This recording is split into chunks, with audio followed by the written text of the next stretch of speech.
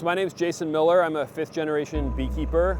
We've been doing bees for 132 years this year. So my dad, grandpa, great-grandpa, they all did bees. I left my tech job. I was an engineer at Apple, and so I left that job about 15 years ago and came out to run the bee operation. We typically run between 15 and 20,000 colonies. We summer in North Dakota and we winter there as well, and then we come out to California in the spring. So we're in one of our spring California nuke yards right now, and we're testing out Norroa in our spring nukes.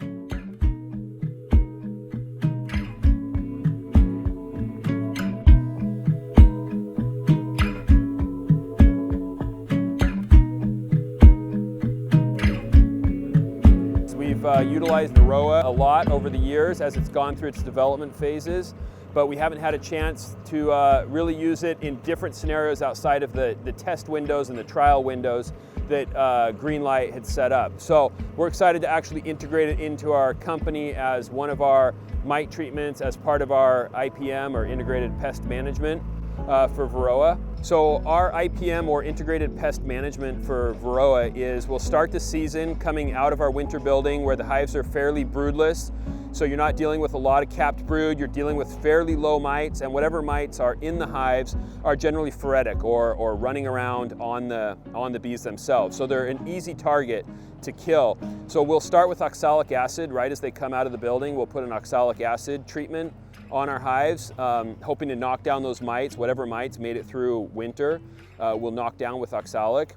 And then after we're done with that treatment, we're coming up here making our splits, and that's when we found a good opportunity to control mites with Norroa. So typically we'll rely on the brood break to help control the mites on the nukes.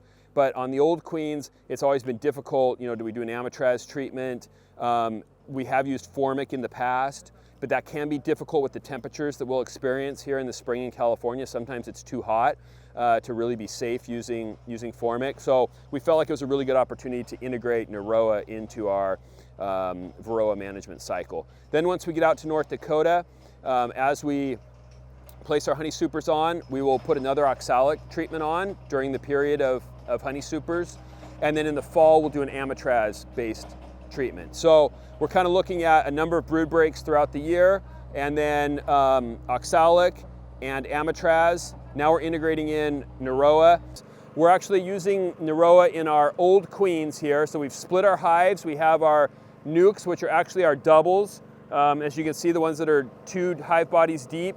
And then we have our singles that are just a single hive body of depth, and those are the old queens. So the old queens are actually the singles out here, and we're going to be using Norroa in those hives. And it's nice because we don't have a brood break with the old queens. Those queens will continue laying, and so a number of these miticides and Varroa treatments, they're really a lot more effective when you have a brood break. So throughout the year, we'll utilize different treatments depending on temperature, season, brood, whether or not we have honey supers on or not. And right now we felt like it was a good opportunity to give Norroa a test. One, because they're singles, that means we only have to apply half the amount of product. And it's not a cheap miticide, it's an expensive product to apply. So we're gonna be applying it on the singles.